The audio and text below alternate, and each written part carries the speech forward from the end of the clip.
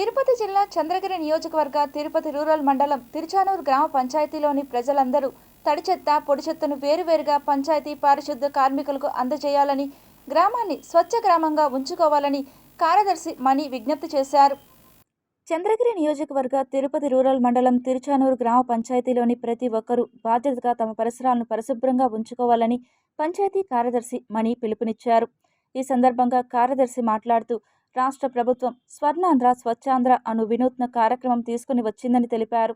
ప్రతి నెల 3వ శనివారం స్వచ్ఛాంధ్ర కార్యక్రమాన్ని పెద్ద ఎత్తున రాష్ట్ర వ్యాప్తంగా రాష్ట్ర ముఖ్యమంత్రి ప్లాస్టిక్ నిర్మూలన, డ్రైనేజీ క్లీనింగ్ వంటి ప్రత్యేక థీమ్లతో స్వచ్ఛాంధ్ర కార్యక్రమాలను నిర్వహిస్తున్నారని, వారి పిలుపు మేరకు తిరుచానూరు పంచాయతీని స్వచ్ఛ కార్యక్రమాన్ని ఏర్పాటు చేయడం జరిగిందని తెలిపారు.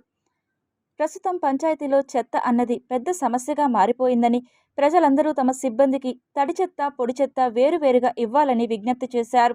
అక్టోబర్ 2 నుండి ప్రజలు అవగాహన కల్పిస్తామని, తమ పరిసరాలను పరిశుభ్రంగా ఉంచుకోని ఎడల అపరాధ రుసుము విధిస్తామని అన్నారు.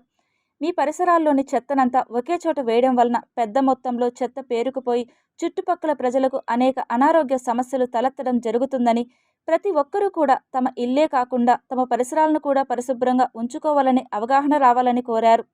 ప్లాస్టిక్ కవర్లు, బాటిళ్లు వంటి వేస్టేజ్ వలన డ్రైనేజ్ మూసుకుపోవడం, నీరు పోలేని పరిస్థితి అవుతుందని, దోమలు కూడా విపరీతంగా పెరిగిపోతాయని అన్నారు.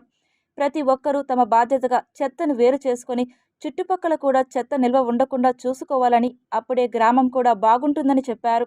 ముఖ్యమంత్రి గారి ఆదేశాల మేరకు, అదేవిధంగా మన ఎమ్మెల్యే గారి చొరవ మేరకు ఇంటి వద్దనే చెత్త సేకరించి మన స్వచ్ఛ తిరుచానూరుగా మార్చేదానికి ప్రణాళిక సిద్ధం చేసినాం. దీనికి పుష్ కార్ట్స్, అదే తోపుడు బండ్లు, అదేవిధంగా హరిత రాయిపాయలని 30 మందిని అదనముగా పెట్టుకొని ఇంటి వద్దనే చెత్త సేకరణ. 2వ తేదీ తర్వాత ఎవరైనా బయట చెత్త చేస్తే ఫస్ట్ వాళ్ళకి అవగాహన కల్పిస్తాము.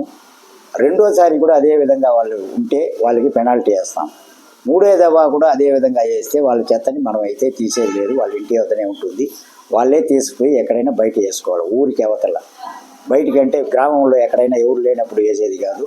అక్కడక్కడ ఎక్కడ మనకి లెగసీ పాయింట్స్ ఉందో అక్కడ కూడా సీసీ కెమెరాలు పెట్టిస్తూ ఉన్నాం. ఎవరు వేస్తారని కూడా ఆ సీసీ ఫుటేజ్లో మాకు ఫోన్కే లింకప్ చేస్తాం. ఇమీడియట్గా తెలిసిపోతుంది. ఇమీడియట్గా వాళ్ళు ఇంటి వద్దనే వెళ్ళి వాళ్ళ ద్వారానే దాన్ని తీపిస్తాం. దాన్ని కూడా ప్రణాళిక సిద్ధం చేసి ఉన్నాం. దీన్ని ప్రజలు కూడా బాగా ఉపయోగించుకోవాలా. ఎందుకంటే మీరు ఎక్కడ వెళ్ళాల్సిన పనిలే.